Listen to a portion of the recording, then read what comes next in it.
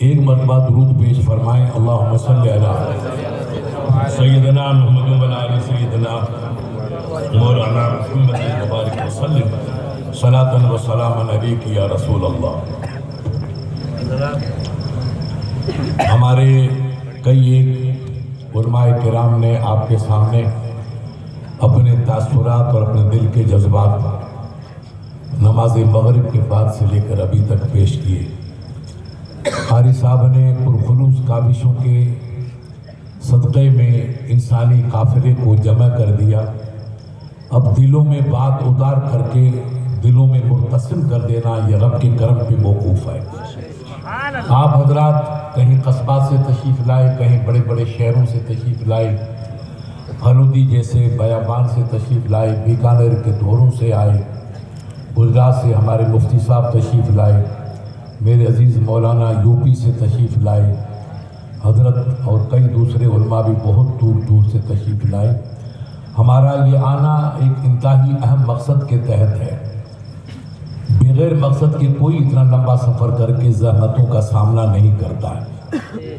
اللہ نے آپ حضرات کو یہ توفیق بخشی کہ آپ دین کے اس معاملے میں اور دیندار کی آواز پر دین کی گفتگو سننے کے لیے اپنا قیمتی وقت صرف کر کے چھوڑ کر کے یہاں تشریف لائے. پرانے زمانے کے اندر بھی جیسے ابھی ہمارے گجرات کے تشریف لائے ہوئے مہمان مفتی صاحب نے فرمایا کہ غوث پاک کی زندگی کا سفر بھی اسی سلسلوں میں تقریروں سے شروع ہوا. تدریس اور تقریر, پڑھانا اور دنیا والوں کو سمجھانا. علم کے دو راستے ہیں, یا تو آپ کتابی شکل میں پڑھیے تو آپ کو علم نصیب ہوگا, دین کی معلومات حاصل ہوگی, یا کسی محفل میں بیٹھ کر کے علماء کی گفتگو سنیے. یہ دین حاصل کرنے کا دوسرا طریقہ ہے. ہماری تاریخ رہی ہے کہ مسلمان ماضی میں بڑے بڑے بادشاہ تھے, وقت کے حاکم تھے, وہ حافظ قرآن تھے. آپ اورنگزیب کو دیکھیں, علاء الدین خلجی کو دیکھیں, حافظ الاسد کو دیکھیں, اور ماضی بعید میں اور کئی لوگ تھے جو حافظ قرآن بھی تھے اور عالم دین بھی تھے. اب پچھلے 40-50 سال سے اور ہندوستان کی آزادی کے بعد جب پارٹیشن ہوا, اس 70-80 سال میں معاملہ اتنا دیگرگوں ہو گیا کہ ہمارے بھائیوں کی توجہ دین کی جانب بالکل کمزور پڑ گئی, اور اسی کا خمیازہ ہے کہ ہم زخم آج بھی کھا رہے ہیں, اور یہ زخم کب تک کھاتے رہیں گے اس کا کوئی علم نہیں. ہمارے ان بزرگوں نے پرانی کتابوں میں لکھا ہے, ایک مشہور کتاب ہے ادبیات کی, اس میں ایک بزرگ ہیں سعدی شیرازی علیہ الرحمہ, ان کے بارے میں لکھا کہ وہ کسی ایران کے چھوٹے سے قصبے سے گزر ہوا جہاں کے باشندے ان کو صحیح معنوں میں پہچانتے نہیں تھے. وہ تھے علم کے بڑے پہاڑ اور ولی صفت بزرگ تھے, مگر لوگوں کی صحیح معنوں میں ان سے شناسائی نہیں تھی. تو اس زمانے میں لوگ جانور کو پکڑ رہے ہیں, کتوں کو پکڑ رہے ہیں کہ آوارہ کتے زیادہ ہو گئے جو لوگوں کو پریشان کرتے, ان کو پکڑ کر کے شہر کے باہر جنگل میں ڈال کے آؤ. تو سعدی شیرازی ضعیفی بھی عمر بھی تھے, اور سر پہ چادر ڈال کر کے آستے آستے آ رہے تھے. لوگوں کا آگے اجتماع کھڑا تھا, وہ کتوں کو پکڑ رہے تھے. اور اس زمانے میں جو نگر پالیکا کی حیت پہ کوئی بورڈ تھا وہ لوگ بھی تھے, اور وہ بھی جانوروں کو اور کتوں کو پکڑ رہے تھے. سعدی صاحب کھڑے ہو گئے, کتوں کو ادھر سے دیکھا ادھر سے دیکھا, لوگوں نے پکڑا پکڑی کی, کتے بھاگتے رہے. ایک کتا ایسا ذکی تھا کہ وہ نہ ادھر جاتا نہ ادھر جاتا, جہاں پولیس والے کھڑے ان کی سمت آ رہا ہے. وہ بڑی تیزی سے آیا, چھلانگ ماری, کبھی اوپر کودا کبھی نیچے کودا, کبھی دائیں کودا کبھی بائیں کودا. ان کی گاڑیوں پہ کود کر سامنے جوان کھڑا تھا, مکان کی دہلیز پہ اس کے پاؤں پہ جا کے چھپا.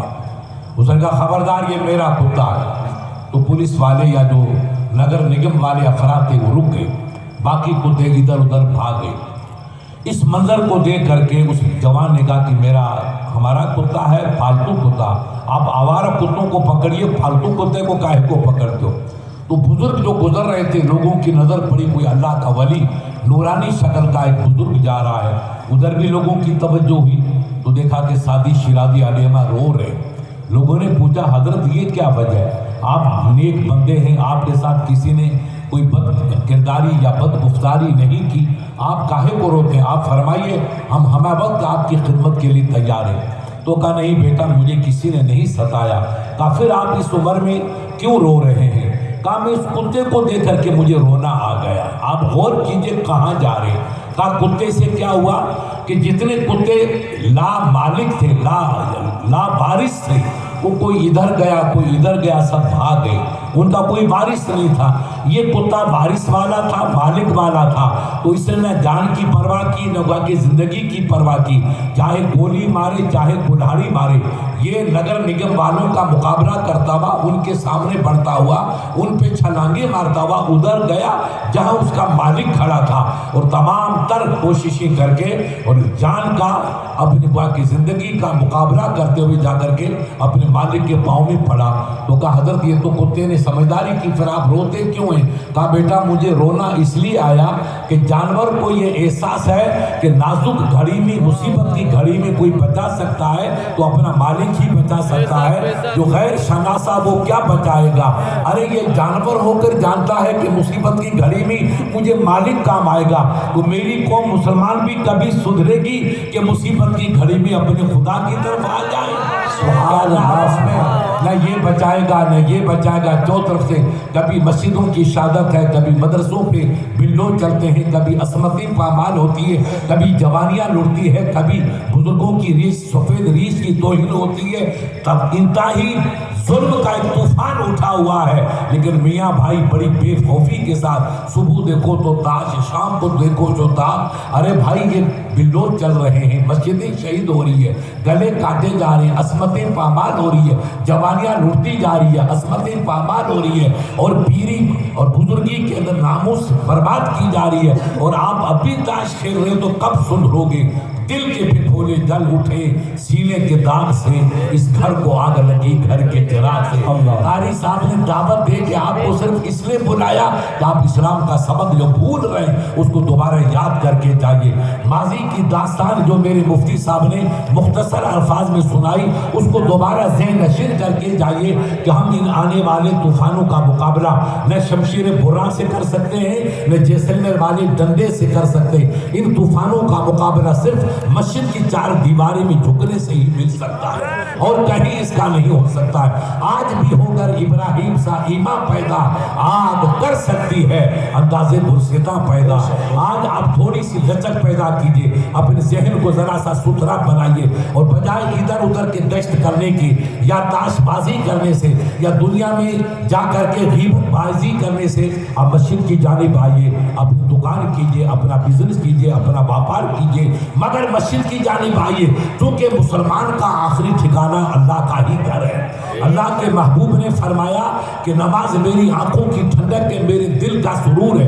رسول اللہ کی تکلیف ہے، امت کی تعلیم کے لیے اللہ نے اپنے محبوب کو ہلکا سا درد بھی دیا، نبی درد برداشت کرتے رہے، مگر نماز کا سجدہ کسی لمحے میں آپ نے ترک نہیں کیا۔ صحابہ نے جنگ کے طوفان میں گولیوں کا سامنا کیا اور تیروں کی بوچھاروں کا سامنا کیا، مگر نبی کے غلاموں نے نماز کے سجدے کو کبھی قضا نہیں کیا۔ تو ماضی میں مسلمان اس لیے کامیاب نہیں تھا کہ وہ بہادر تھا، آپ بہادر نہیں ہو، ماشاءاللہ وہ بھی نبی کے غلام، آپ بھی نبی کے غلام، بہادری کی رمق اب بھی آپ کے اندر باقی ہے، مگر ہم برباد کیوں ہو رہے ہیں؟ مسجدوں پہ بلڈوزر کیوں چل رہے ہیں؟ عصمتیں پامال کیوں ہو رہی ہے؟ اور ہماری عزتیں نیلام کیوں ہو رہی ہے؟ کہ ہم نے اللہ کے دربار میں جھکنے کا جذبہ چھوڑ دیا ہے۔ یہ ایک سجدہ جسے تو گرا سمجھتا ہے دیتا ہے ہزار سجدوں سے نجات۔ آپ خدا کے دربار میں تو آئیے، مسجد میں سرخم تو کیجئے، ایک ندامت کا آنسو تو ٹپکائیے، پھر دیکھنا کہ رب کی رحمت جوش میں آتی کہ نہیں آتی ہے۔ آپ کا خیر مقدم کرنے کے لیے رب کے فرشتے تیار کھڑے ہیں۔ یہ تمام آندھیاں، یہ تمام ظلم کی تاریکیاں یہ چھٹ سکتی ہے، مگر شرط یہ ہے کہ آپ کو سنبھلنا ہوگا۔ اپنے بچوں کو پڑھائیے، ہم مخالف نہیں ہیں، آپ ہندی پڑھائیے، انگلش پڑھائیے، جدید تعلیم پڑھائیے۔ ہمارے علماء کے صاحبزادے، ہمارے علماء کے بھی بچے کالجوں میں جاتے ہیں، یونیورسٹیوں میں جاتے ہیں، جدید تعلیم حاصل کرتے ہیں. آپ کا بچہ ڈاکٹر بنے گا تو ہمیں خوشی ہوگی، وہ قوم کی ملت کی خدمت کرے گا. آپ کا بچہ IAS یا IPS بنے گا تو ملک کا بھی نام روشن کرے گا، قوم کا نام بھی روشن کرے گا. اللہ کے نبی کے صحابہ بھی اس کی پوسٹوں پہ رہے، اللہ کے نبی کے صحابہ بھی ڈاکٹر رہے. سرکار فاروق اعظم کو دیکھیے، ایک دو صحابی کو چھوڑ کے باقی تمام صحابہ کرام مجاہد جانباز رہے جنہوں نے میدان جنگ میں اپنی زندگی کو گزارا. تو آپ اپنے بچوں کو پڑھائیے، دنیا میں گوا کے کوشش کیجئے، دولت کے حصول کی جد و جہد کیجئے. اسلام قطعی آپ کو انکار نہیں کرتا ہے، مگر خدا کے لیے اسلام کو پہچانیے، اسلام کو سمجھیے، اپنی ذمہ داری کو سمجھیے. ایاز قدر خود پہچاناس، ایاز تو اپنی قدر کو پہچان تو زمانہ تجھ کو عزت دے گا. اگر تو خود اپنے کو نہیں پہچانے گا تو زمانہ تیری قدر کبھی نہیں کرے گا. آپ ادھر آنے والے، جیسلمیر والے، بارمیر والے، بیکانیر والے، کبھی جاٹ بھائی ہمارے کھیتوں میں کام کرتے تھے، وہ بکریاں چراتے تھے. لیکن آج وہی جاٹ دلی پہ حکومت کر رہے ہیں، وہی جاٹ بھائی جے پور پہ حکومت کرتے ہیں. ہمارے ادھر صادرپور کا علاقہ ہے، بھرتپور کا علاقہ، وہاں مفتی صاحب ہمارے کون ہوتی بھیل جس کو یہاں مینا کہتے، وہ لومڑیاں کھاتے تھے، چوہے کھاتے تھے، ان غریبوں کو روٹی بھی نہیں ملتی تھی. اور علامہ فرشتہ نے لکھا، ان علماء نے پڑھا کہ غریب نواز کے دربار میں یہ بھی لوگ آ کر کے صفائی کرتے تھے اور اللہ نے توفیق بخشی اور اسلام قبول کر کے وہ مسلمان ہو گئے. تو ان کی غذا لومڑی تھی یا ان کی غذا جو تھی چوہا تھا. لیکن زمانے نے کروٹ بدلی، ان بھیلوں نے پڑھنا شروع کیا، ہندوستان کو آزادی کا پروانہ ملا. آنے والی کانگریس پارٹی نے برابری کا ایک اعلان کیا کہ سب برابر پڑھو. تو یہ بیچارے آئے، میاں بھائی تو تاش کھیلتے چلے گئے اور ان بھیلوں نے اور وینوں نے مینوں نے پڑھنا شروع کیا. تو آج پورے راجستھان میں 33 ضلع ہیں، 33 ضلعوں میں سے 90% کلیکٹر جو آپ کو ملے گا وہ مینا ہی ملے گا، یا SP ملے گا وہ مینا ہی ملے گا. جو قوم گوا کے جوتیاں صاف کرتی تھی، لومڑیاں کھاتی تھی، آج وہ دلی پہ جے پور پہ حکومت کر رہی ہے. اور جس کے باپ نے تاج محل تعمیر کیا تھا، لال قلعہ تعمیر کیا تھا، دلی کو دلہن بنایا تھا، آگرے کو نئی زندگی دے کر اس کو شاہجہاں آباد بنایا تھا، ان کی اولاد آج جوتے صاف کر رہی ہے اور گلیوں کو صاف کر رہی ہے. یہ انقلاب کیسے آیا؟ ہم کب سدھریں گے؟ کیا قاری صاحب کی ذمہ داری ہے کہ وہی مدرسوں کو چلائے، بچوں کی پرورش کرے؟ نہیں. جیسی قاری صاحب کی ذمہ داری ہے، قاری صاحب کی ذمہ داری ہمیں مجبور کرتی ہے ہم اپنے بھائی کا ساتھ دیں، ہم اپنے بزرگوں کا تعاقب کریں، ہم ان کے پیچھے چلیں. وہ بچوں کو تیار کر رہے ہیں، اہل علم بنا رہے ہیں، دنیا کی تعلیم بھی دے رہے ہیں، دین کی تعلیم بھی دے رہے ہیں. یہ بچہ آگے چل کے انشاءاللہ اور کچھ نہیں کرے گا تو اپنے ایمان کا تو تحفظ کرے گا، اہل خانے کے ایمان کا تحفظ کرے گا. ہم اپنے بچوں کو جہاں دنیا کی تعلیم دیں، اس کے ساتھ اپنے بچوں کو دین کی تعلیم دو. آپ دیکھیں گے کل پرسوں میں کہیں ادھر گیا تو اتفاق سے غیر مسلمان کو میں نے دیکھا، اس کے ہاتھ میں لکھا جے شری رام. وہ بکریاں چلا رہا ہے.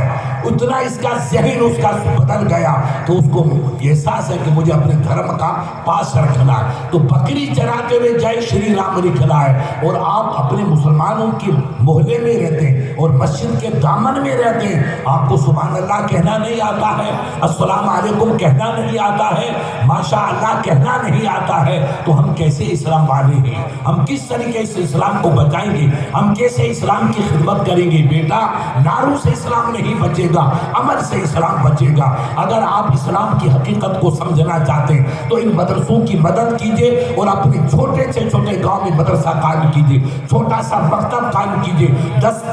2-3 مہینے تک بچوں کو پڑھائیے، 1-2 سال تک پڑھائیے، کلام پاک اردو پڑھائیے، پھر بچوں کو اپنے ادارے میں لائیے. حضرت اب یہ بچہ میرے یہاں قرآن پاک پڑھا، اردو پڑھی، آگے آپ کلام پاک پڑھائیے، عربی پڑھائیے، قرآن پڑھائیے، عالم کا کورس کروائیے اور ہندی بھی پڑھائیے. تو آپ کا بچہ یہاں سے پڑھ کے جائے گا. تو ایک زمانہ تھا کہ لوگوں کو نماز جنازہ پڑھانے والا نہیں ملتا تھا، یہ خود میں نے دیکھا. لیکن آج الحمدللہ ریت کے ٹیلوں میں آپ آپ کو حافظ قرآن ملیں گے, عالم دین ملیں گے, اور وقت کے اچھے عالم ملیں گے.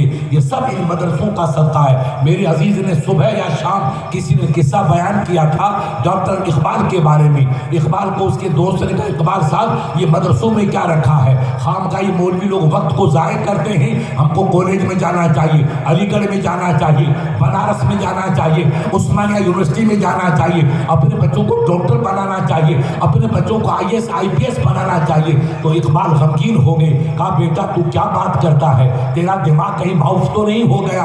کہا حضرت اس ملا گیری میں کیا رکھا؟ دیکھو ذہن کیسے بدلتا ہے. یہ انگریزی تعلیم کا نتیجہ تھا. صحبت سالے تورا سالے کلت, صحبت تالے تورا تالے کلت. اچھوں کی صحبت ہوتی ہے تو آپ فرشتہ صفت بن جاتے ہو, اور بروں کی صحبت ملے گی تو شیطان کے برادر بن جاتے ہو.